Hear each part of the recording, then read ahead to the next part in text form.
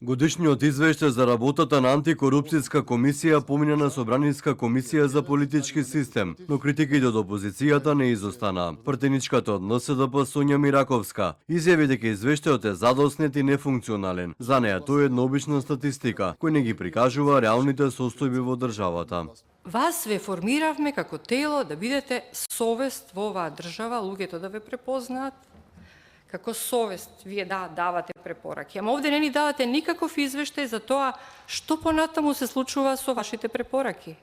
Колку се процесуирани, дали некој ги прифаќа, дали вие во јавност артикулиравте некој проблем.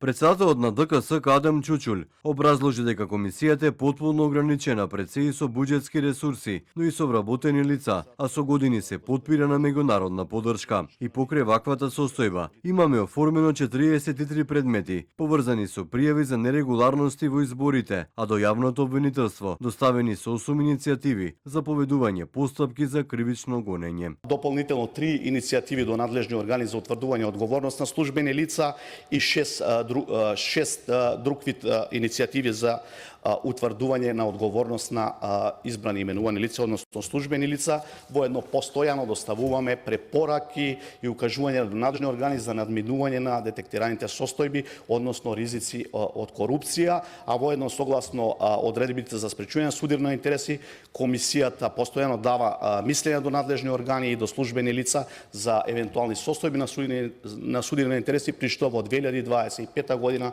се издадени вкупно 116 мислења. Членовите на комисијата ги прифати и посебните извештаи на ДКСК за утврдените состојби во финансирањето на изборната кампања за последните локални избори. Големи контроверзии во јавноста предизвика отфрлената иницијатива на антикорупцијска околу истрагата за набавка на мазут за ТЕЦ Неготино. Првиот човек на ДКСК Цуцул пред 3 месеци изјави дека не би сакал да коментира одлука на обвинителството, но иницијатива која била од претходниот состав на антикорупцијска.